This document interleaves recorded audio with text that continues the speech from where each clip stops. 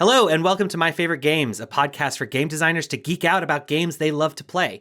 Today, I'm super excited to host Alec and Sam from Alec.A.Sam Games.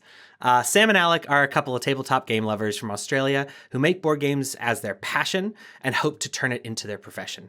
Alec comes from an engineering background, definitely interested in digging into that a little bit, while Sam is from the creative arts. Would love to see kind of how those two things have turned out. And together they combine their seemingly opposing skill sets to create games. So before we get into the game that you brought with us today, welcome and tell me how this all started.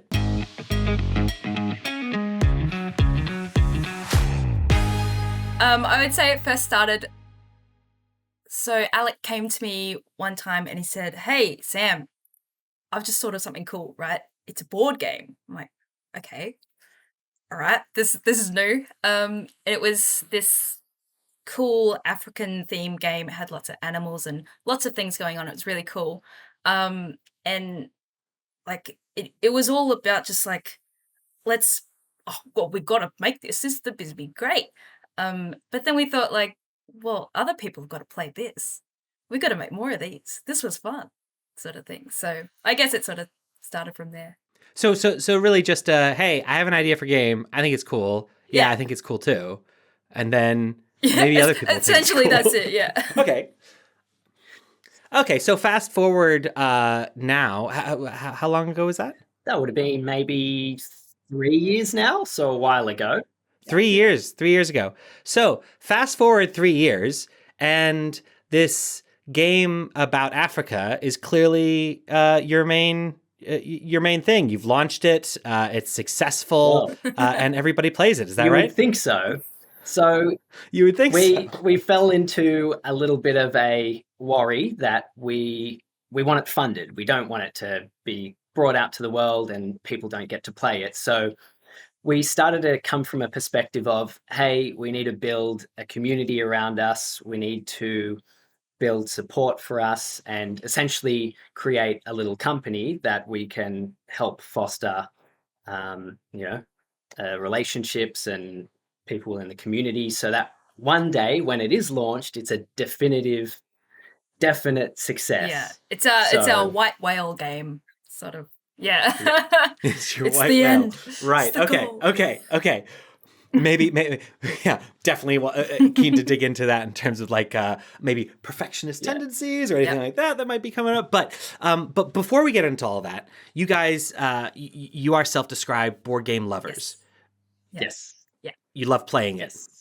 Today we're talking about Carcassonne, which is one of the ones that at least I was always told is as soon as somebody gets Carcassonne, you know that they're a fan of board games. Like it's at that level of, yes, it's kind of mass market, but it's niche a little bit enough so that when somebody says, "Hey, I'm into playing Catan," you could be like, I got Carcassonne.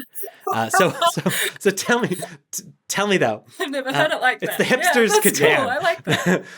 It's a classic. Tell me about it. Like, why did you choose it? Sure. So Carcassonne is typically it's a 2 to 5 player game without the expansions. And it's a game where you pick up tiles and you try and build a world around you on the table. So you're trying to connect tiles together, sort of a little bit like Tetris, where pieces fit together. And you're trying to earn points by placing meeples and claiming different territories and land. So the thing that I love about Carcassonne, apart from the beautiful artwork, is the fact that you can play. It's simple to play, but it's not so simple that you can't formulate these really sneaky, interesting strategies. So you can be playing the game and you have a scoreboard there. You think you know who the winner is, but at the end of the game, there's all these extra methods of earning points to the point where you can just surprise everyone with a sneaky victory. I like that about board games, and Carcassonne really does that well. To build off his second point there, I really like how it's one of those games where you don't in some games you can see that someone's like really far ahead, like, oh, okay, well, I got no chance. Johnny's like thrashing us all. But Carcassonne, it's one of those ones where you point tally at the end of the game, so you've got like an indication the whole way through of sort of where people are. But because of these long strategy things that you can do, like laying down in fields and all that kind of jazz or whatever expansions you got going on, because of that, it's anyone's game at the end of the game, I guess. Yeah, so that's one of the things I like about it. There are other games in this kind of genre that are like that are similar. I mean, they're countless, but like Blue Lagoon comes to mind, where you're having fun playing a little bit of a like a multi single player. You know, you have this grand strategy, and that's it. You know, you're trying to get it out, and hopefully your strategy is going to end up ahead of someone else. And you might have that feeling that you're ahead or behind, but you don't actually know until the very end. And Carcassonne lends itself well to these doubling down strategies, at least the way that we play it with our friends and family, where if you are claiming a field, you might have already invested 2 or 3 meeples in it. Someone else has hopped into the field, and now you continue to waste meeples in that sort of battle, attempting to, to win what was yours to begin with. Yeah. So when you're thinking of like maybe from the mechanics perspective or from the thematic perspective, are there things about Carcassonne that particularly jump out? I know you said the kind of simplicity to start playing and the quick to play nature of it. Are there specific mechanics that you experienced in Carcassonne and you thought, oh, that was really elegant, that was really beautiful? Well, I like the fact that they've placed certain pieces in there, certain things like the not the cathedral, but the monastery and the farms that sort of force the player, in order to maximize their points, to complete the land around. And so that sort of ensures that you are going to end up with a board that's nicely completed, and you're not going to end up with these holes everywhere. So you sort of guarantee that every time you're going to have a nice map.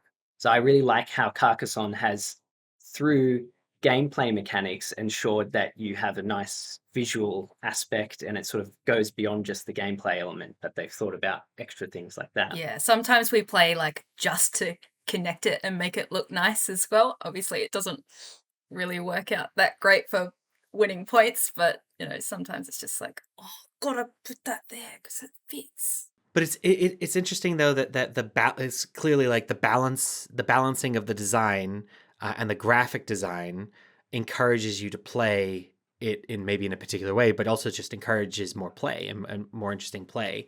Have you found has elements like that, whether it's the balanced nature of it or the simplicity, has that influenced how you've approached game design or not?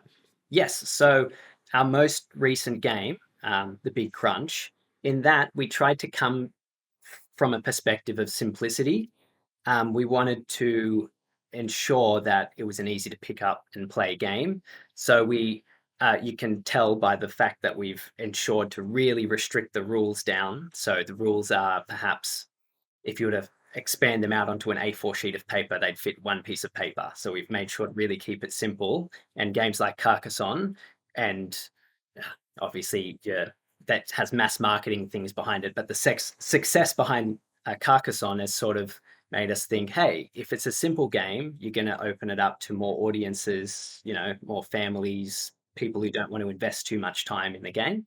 But yet it's still, beloved by all, even those who like to play really hardcore role-playing games. Yeah. So like, it is interesting hearing you talk about that, because we've already gotten into kind of the business element of things, right?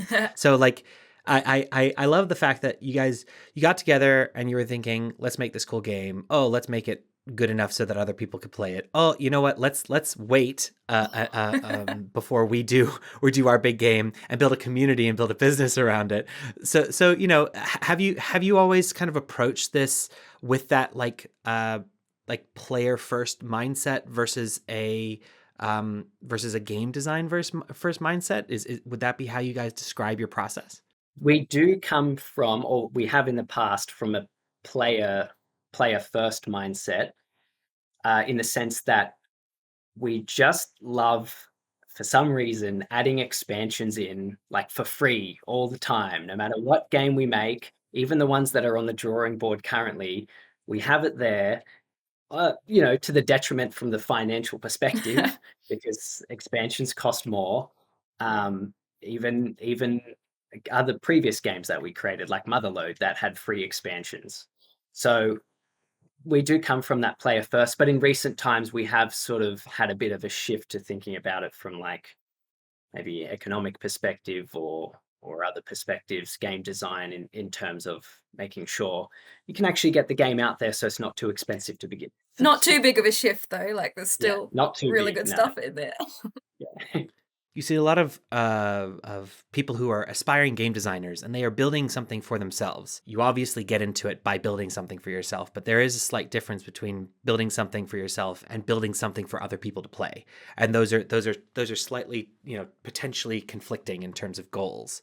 It feels like you guys have been able to understand that other people are playing these games rather than just you. Yeah. And the simplicity and the designing for fun is a bit more important than otherwise. That said as well though, I don't think we've ever, or probably will intend to ever, release a game unless we want to play it as well. Like I feel like that's important for game design because like you're just wasting your time and energy if you don't love it yourself.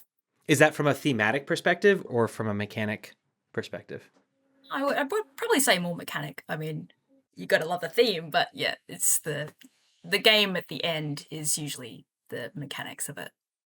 And when you're going through that process, do you engage with a lot of playtesters? Does the game change quite a bit from first version to launch version? Some have, yes. Some games, in fact, we've just had to scrap and put on the drawing board because we realized they didn't even play. There was one really interesting game that we created, which was based on economics.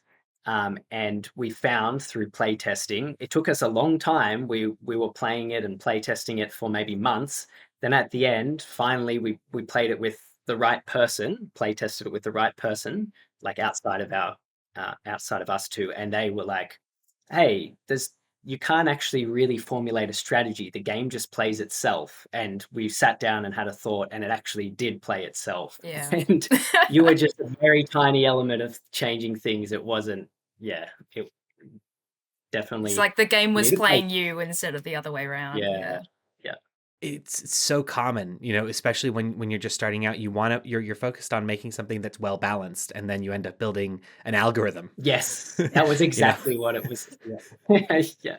Pretty much. Kind of shifting gears a little bit. So, Sam, you came from the creative arts, and Alec, you've come from engineering. Correct. How does that play out when it comes to game design? Like, do you have a particular order of operations or process that you guys go through?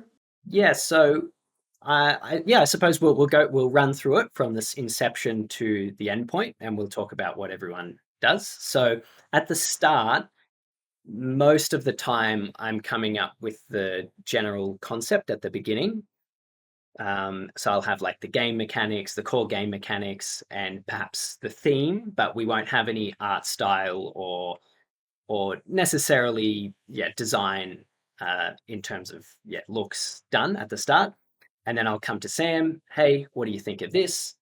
Sam is usually the vetter. She will look at the game. No, what are you thinking? Or there's some potential there. Because you're just living in your own echo chamber if you don't ask anyone else. Yeah. And so at that point, then we will go through and refine the core gameplay mechanics together ourselves. At that point, once we're happy with that, we will start to look at the themes and looks. Sam, pass the baton on to you.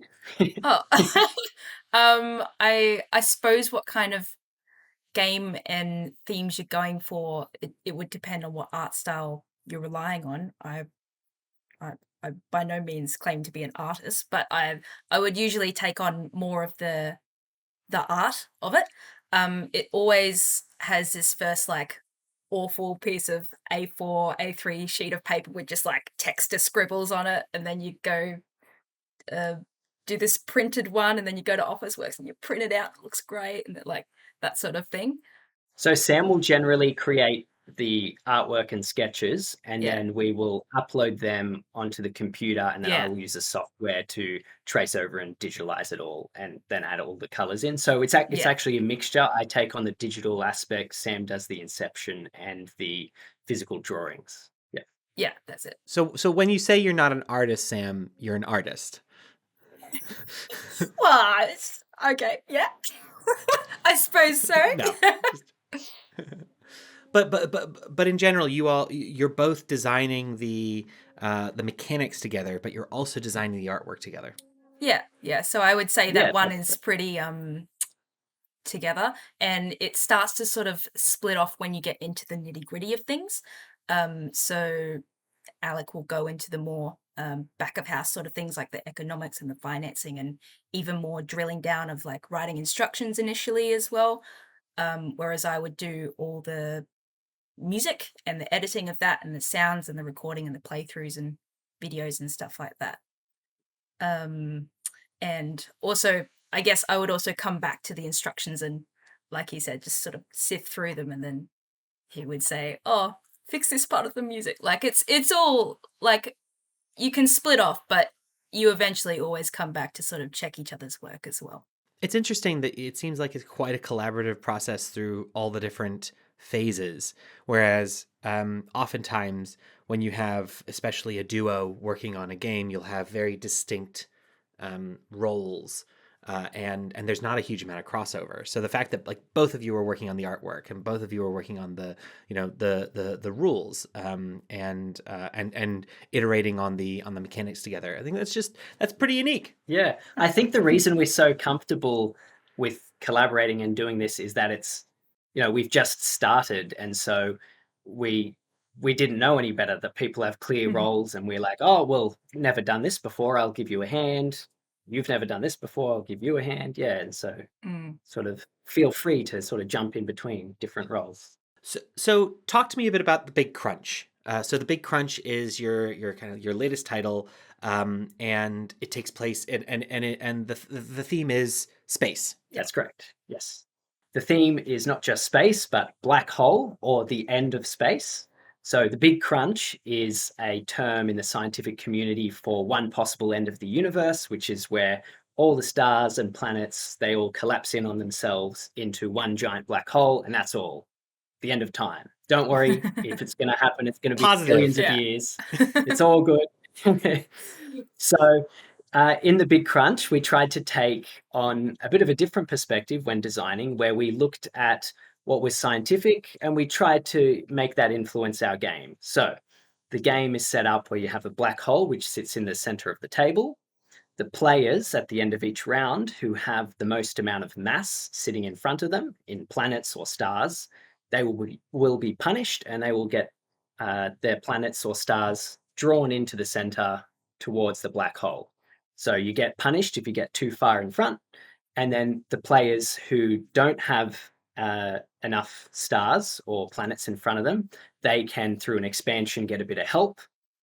So there's white holes expansions, which is a white hole is the opposite of a black hole, so they would get cards drawn out to them.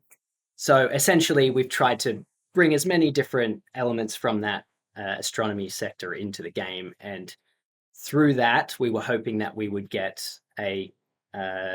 players who aren't traditionally board game players or card game players, who are just interested in astronomy. And I think we achieved that to a degree. Yeah. If nothing else, I think people really like the space design, and we had a lot of people comment like, "Oh, space! I love space games. Like, oh, I'm all in." There are maybe 5 or 6 different young people that I know right now off the top of my head that will be clamoring for this, just because of the space theme. Yeah, there you go. Space. And when you were designing it, were you designing it? When you first kind of came up with the concept of the theme, were you adopting that from a mechanic mindset, or did you think black holes are interesting? Let's do something with that.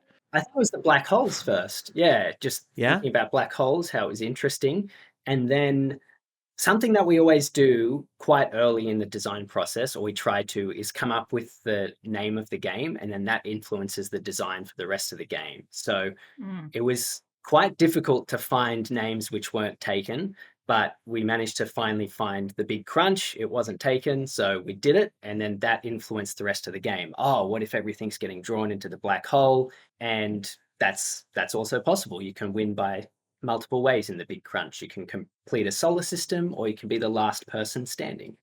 So the Big Crunch has just been on Kickstarter, and it was a successful Kickstarter. That's correct.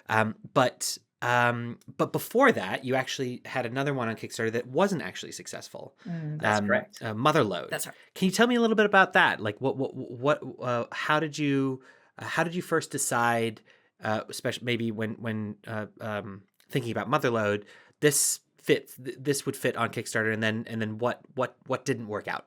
So obviously we thought it was a really great game, but it It had lots of is. different. It is, yeah. It is a really great game. It is, yeah.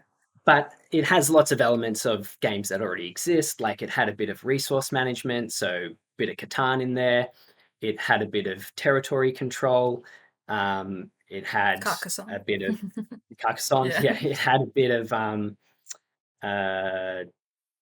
trying to complete, secrets, so like secret agendas.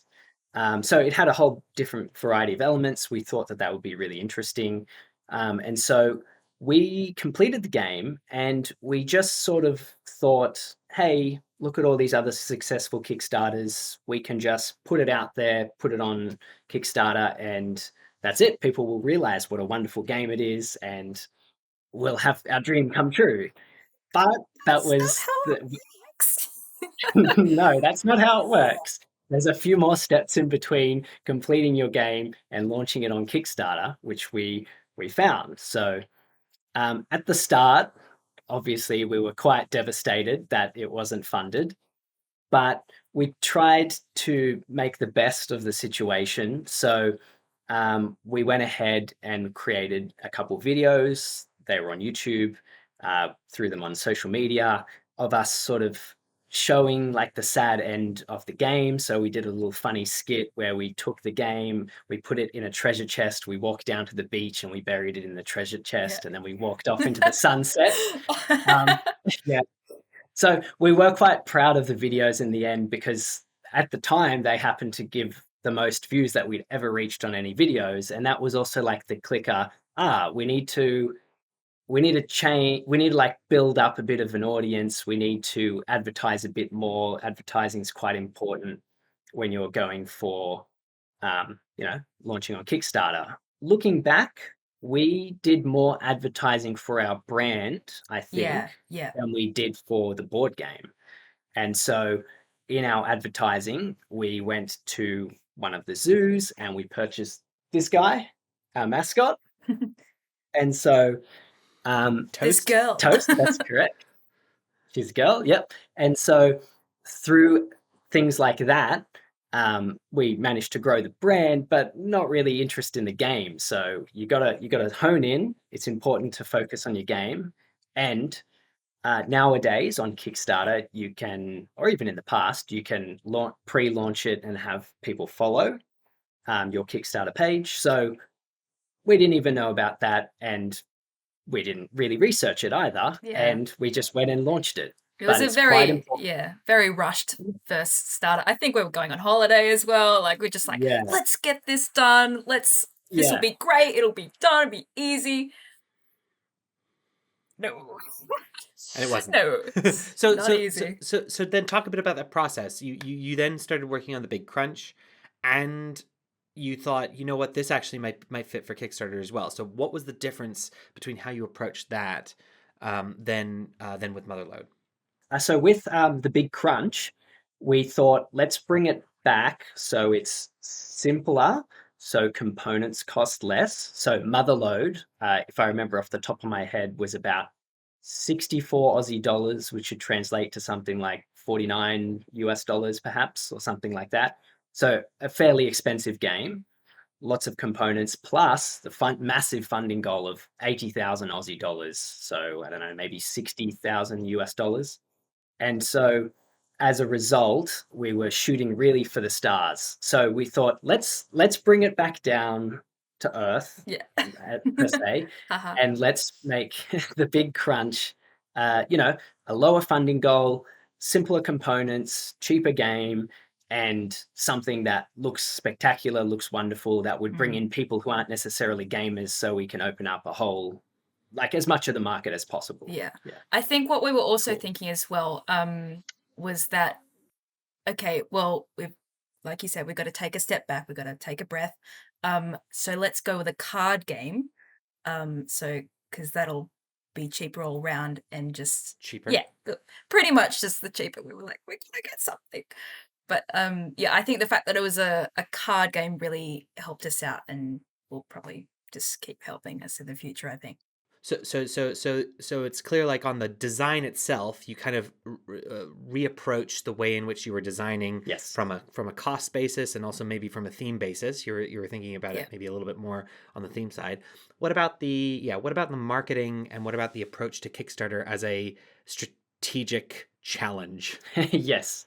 So first game, Motherload, pretty much we only had two main forms of advertising. One was where we posted videos and links and pictures on our own social media. So it's only people in that little bubble who will see, and on our company social media. So there's that. And then the second one was we paid for, Facebook ads and YouTube ads. So they aren't as successful as you'd think, or at least the way that we did them. So if you think that's a golden bullet, it most definitely is not. So we ended up doing something different for the big crunch. We went on lots of Facebook pages, because there's plenty of them, which have launching Kickstarter games or launching board games. We set up which we didn't have, the Board Game Geek account. We posted it on there. That's very important. Yeah. In fact, to the point where at the start I was setting it up, but I still hadn't launched it, and we launched Kickstarter, and people were asking, "Hey, why isn't this on Board Game Geek?" So made sure the very next day it was up there. People could read about it. You have it advertised to, the biggest board gaming community in the world. So steps like that, and with the Facebook groups, like, it was very hard to get over a mental barrier where, like, it's shameless advertising, but you have to do it. So, like, literally 15 different pages on launching launching Kickstarter pages, just all of them posted there, not spam. So I posted once at the start and once a week before the end, but just across 15. And then also, because the theme is space, I went to space community pages, and I posted it there, and that had a surprisingly good reception. We've also found that hashtags are actually quite important. So you'll see like Yes. lots of people's small business things. They've got like almost a page full of hashtags below all their pictures and videos. It's because they work. That you got to find really weird ones, and of course you've got to find the super popular ones. And so we've found that works. My opinion, it looks ugly, but it's a necessary Yeah, evil. Yeah. just sort of glad it's hidden behind the see more button or something. And so, any more kind of, I guess, suggestions when if you're talking to someone who hasn't done Kickstarter before? Yeah.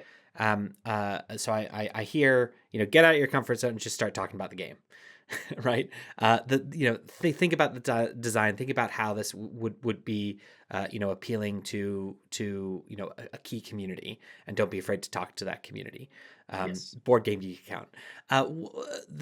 There's also though quite a strong element, I guess, at least with the way in which your Kickstarter comes across, and not only Kickstarter, but the way that you engage on social media. It's quite personal. It's quite like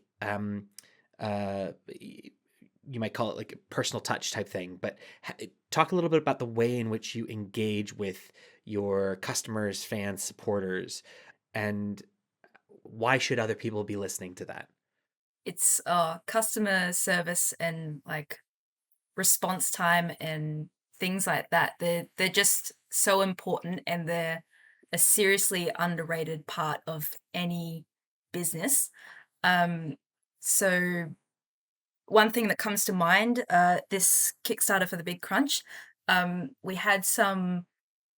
I'll just first start off with the basics. So a lot of people have been really surprised at like our response time, which we didn't think. It's we tend to reply within 24 hours. Sometimes I've got my phone up, just a bing, oh, answer that right now, and they're like, we didn't realize that there's so many out there that either just don't respond or they just take so long to answer. And we can tell that people really appreciate that. And the other part was we had this customer from Germany, and he was upset because he really wanted the game, but the shipping cost was just a bit too much for him.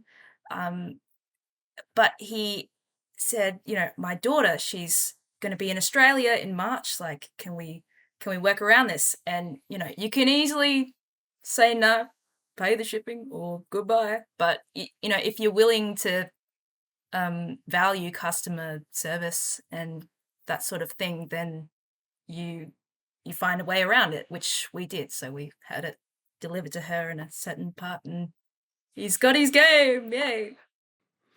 So this focus on being present, being responsive, not only is it a nice thing to do and it's a good way to kind of build consumer love for your brand, but do you also think that that's an important aspect to how you're approaching Kickstarter? Not only from the Kickstarter page, obviously everyone says you're supposed to be responsive and react to things, but when you are launching a game, how important is it to be very responsive once the campaign is live versus in the lead up to it, if that makes sense?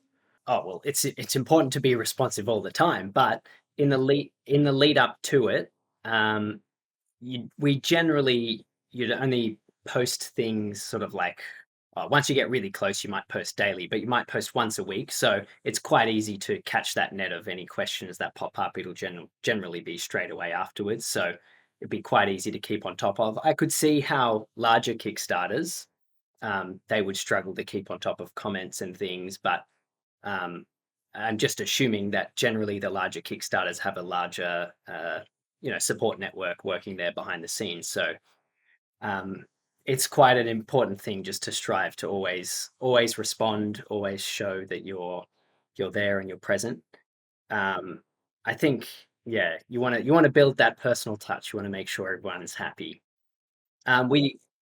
We've also done speaking of personal touch, we've also put a little surprise in without mentioning it anywhere with all of our games that we shipped out.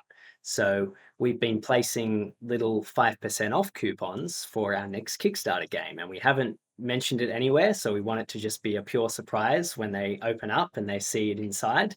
So we want to try and build with surprises and, love and showing everyone that, yeah, we're there for them. I took a bit of Japanese in high school as well, so we had a couple of people from Japan, and so I would just write this little note in Japanese, like "Thank you for buying a game." Like just small things like that. You could think they're dumb or you think they're great, but it's worth doing because if it puts a smile on someone's face, yeah. Sure, absolutely, especially when you're just starting out and when you're just starting to build that brand as as you're saying, because it's only going to get harder to have people trust you, so you want to have it at the start because it shows that you care about not only them but what you're making as well.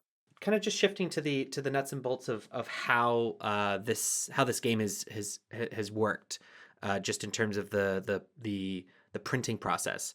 I understand that you've opted to do a print on demand approach for the Big Crunch versus, let's say, ordering a large batch print. Talk me through that. Like, how did you approach the business side of it, the finance side of it, and the planning side of it when it came to the Big Crunch? Sure. So with regards to the printing choices, we first went ahead and looked at, big mass manufacturing factories. For us, our local, our closest one would be in China. And so we looked there, we got a couple different quotes. And so what we found is that in order for the savings to really kick off, for mass manufacturing, you need to get like 1,000 units or 500 units plus, because anything below that, it's quite costly. They don't want to set things up just to do a tiny print run. So at that point, you have two options. You can either make sure, like shoot for your Kickstarter to being a 500 plus copy Kickstarter, or you can go a little bit lower. And so what we found is that the print on demand is perfect for anywhere from 50 copies to maybe 200 copies, somewhere around there. And so those savings, they really kick in really early on, but then they taper off really soon. So after 200 copies, you're not getting any extra bang for your buck. So if you're between that 200 and 500 or 1,000, that's a really troublesome zone to be, because you don't know where to go, who to get your best deal from. Yeah. But thankfully, we were quite low and we didn't have to be in that gray zone area there where we're losing savings. And so essentially, we decided to go for the smaller option. Again, because of the unsuccessful motherlode game, we thought, let's dial it back. Let's assume we're only getting a small batch, and it ended up being perfect. So I think we got 124 backers, and we were aiming for, somewhere around that zone. So Yeah. So sometimes yeah, cautiousness is good. yes. You got to learn from your mistakes at some point. So. Okay. Yeah. Cool. And speaking of mistakes, any fun mistakes that you've made that you just think, if only we had known, or that was one keystroke too many? Well, with the big crunch, so we had a very strange way. We didn't follow the traditional Kickstarter model, where you get the funds, and then you go ahead and you get the games. So we wanted to go to markets beforehand, before the Kickstarter game. And so in order to go to the markets, you need to have products and sell your game at the markets. And so we decided, well, let's get a whole batch. Let's get 50 of the games already up front. And so already we're in a risky zone, because if Kickstarter doesn't work out with sitting with all these games. So Sure. We got the games. We decided to go down to the markets. Markets were not very successful. The markets that we went to, there was a Christmas one, which we thought would have gone really well. It didn't. And then there was another one, which happened to be like a general market where it's like handmade things that are sold. So just not the right target audience. And so all up in the markets, we only made 4 sales over 2 days. So not good by any measure.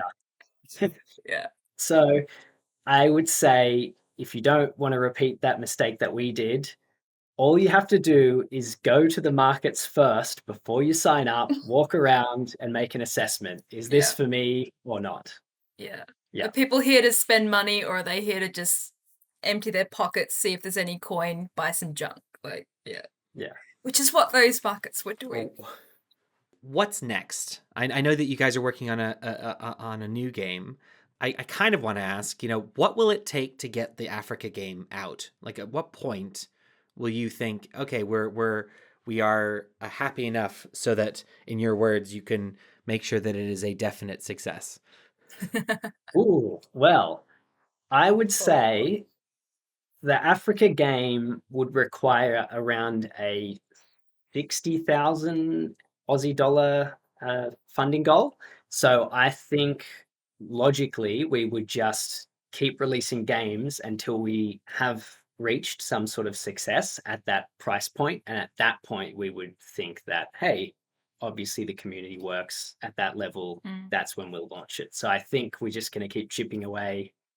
We'll see whether that's, a year or many years. Hopefully not, but yeah. Yeah. It's because it's our white whale. It's important that it does work for us. So if it takes many years, it takes many years. But as a game, it's all finished. It's all ready to go. Yes, but not the artwork. Yeah. Not the artwork. Yeah. Okay. Yeah. All right. See, now I'm impatient. Yeah, I know. When you were printing these games, or having these games printed as an on-demand one, a lot of people, with a typical printing process, you go through samples and you go through print runs, and every once in a while there are errors. But how does that work when it comes to print on demand? Like, did you guys have any issues, approaching that? Yes. Yeah, sure. So that, yeah. Yes. Yes, take it away. So the game boxes, I happen to have one here. They're like a Nice. Looks cool. folded game box, and so if the folding procedure isn't done correctly, you'll find like little lumps in the material. And so there were a couple locations, not just a couple, there were 25 boxes which had these issues. And so bringing it back to what we spoke about earlier, where we decided to go to the markets, we got these games. 25 of them had these issues. And so at that point, we were sort of stuck with them. So it was the Kickstarter had already kicked off, and we weren't sure about whether we would be getting a refund or not. And so we started communications. It was taking a bit of time, and we just decided, hey, let's try to make the best out of a worst scenario. As the famous saying goes, when life gives you broken games, give them for free to your customers. The famous saying, yeah. So we decided to try and turn a negative into a positive, and we did a bit of looking beforehand, and we found, hey, if we can just sell 25 game mats, that was an option, we would get to a really good place in terms of mass production, and we'd get a lot of money. So this lines up perfectly. We have 25 bad games. How about we decide to do a little scheme where you buy a game mat and game, and we give you one for free.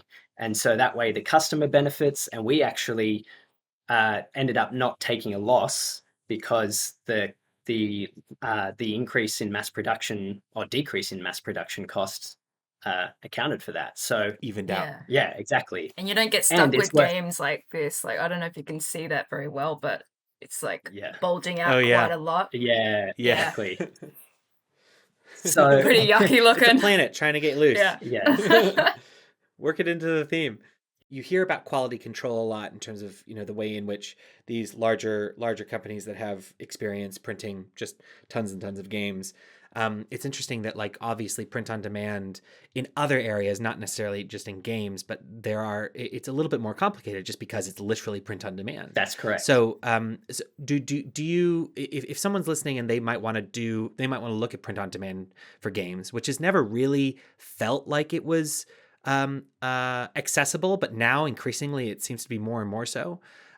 What would you say to them in terms of going through the process, especially as compared with like a typical manufacturing process? Are there things that you'd say to insist on when they're going through this kind of phase? Are there rabbit holes that you think people might not realize that they're falling down? Any kind of tips? Most definitely, you want a demo copy first sent to you before you purchase anything more. That's definite. You want to make sure you have that just in case, the cards are flipped the wrong way around or you've got some other issue. You also want to make sure that the website or the company has some policy where if it's wrong or incorrect, they will refund you. In the end, we were fortunate and we got the boxes refunded. So that was good. We didn't get the cards refunded though. So we still made it, a bigger loss than expected, but we're happy that we gave the cards away. It was just better that way. But so you want to make sure that you have that. Lots of these large factories, especially these ones in China, they do have a policy where they will, refund you or send a new copy. So you can feel quite safe in that regard. But these small print on demands, you want to make sure that they have that because sometimes they're family run businesses and they might not have these policies. So that's a good thing to keep an eye out for. Yeah, I would also say keeping the lines of communication open. So you want to just like keep talking to them, even if it's just to say like, oh, thanks, boxes look great. Like, that sort of thing. Because then they can see that, you're happy to talk that you will talk and that you're watching. Exactly. Yes. Then if the tone suddenly switches to, hey, these games aren't right, then they'll be like, oh, okay, we'll fix it. Okay, so Sam and Alec. Alec.A.Sam. That sounds like there's something there. What's the origin of Alec.A.Sam? I'll first say that obviously it's our names, right? Alec and Sam. I think the first time it was brought up to us, we didn't even notice it, but when we met, it was on a cruise. There was also some other guy that we were friends with on there. His name was Abra, and it was like, Abra, Cadabra, ALEC.A.Sam. Oh! Like, it, at that moment, it was like, whoa! But, you know, it stayed nothing because we barely knew each other. But and now we've sort of adopted it because there's this, you know, the famous phrase like abracadabra, alakazam, that sort of thing. So we've just sort of tweaked it just a little bit and made our giraffe lovely nod to the magic magical. that you're creating. Yeah, exactly. Yeah, so for the record, Toast is a magical giraffe. Toast. Okay. Yes. All right. So right.